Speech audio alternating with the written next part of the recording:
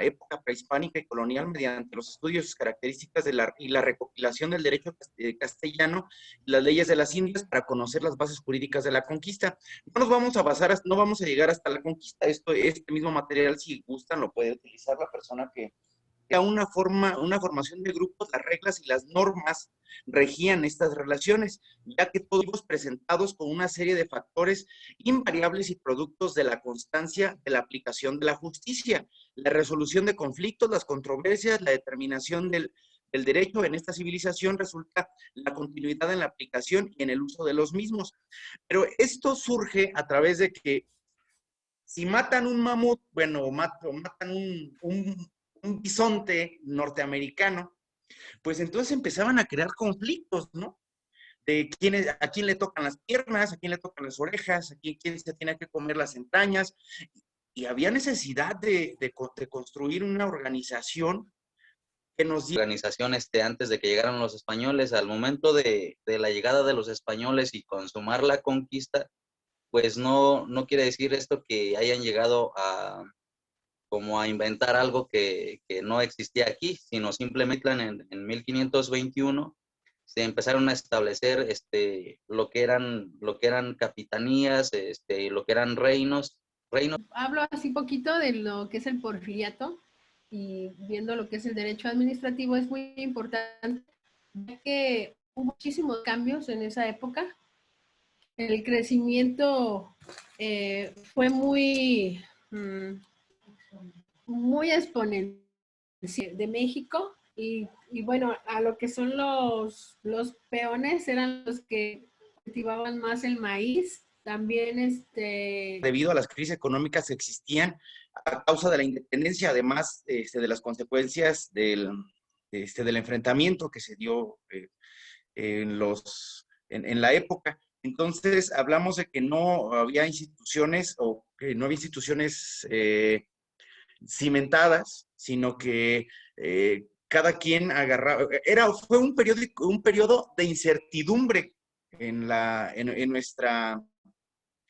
nuestra historia respecto a la administración, porque estaban los dos grandes grupos, los que querían la independencia y los que querían mantener la corona.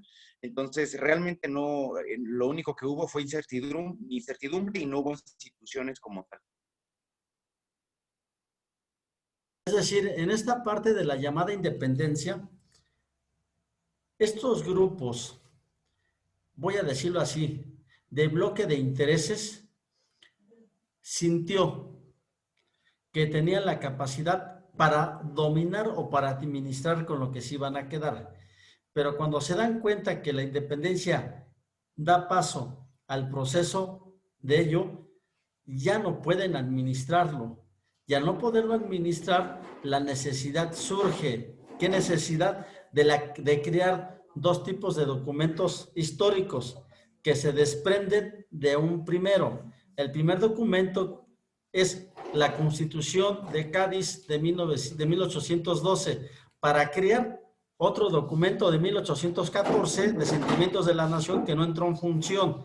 Entonces se reemplaza con la de 1824, que es la primera Constitución, y de ahí nos vamos a las llamadas reformas, o a la segunda Constitución del México independiente, que es precisamente la de 1857 a 1962-63, de esas reformas que se da, y esas reformas son las que asientan precisamente las bases, no alcanzan el desarrollo de ¿qué?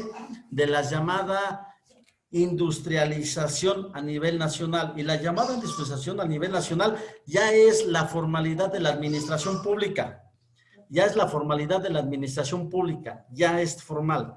Y entonces esto es lo que nos da pie para que pasemos ahora sí a 1910, 1917.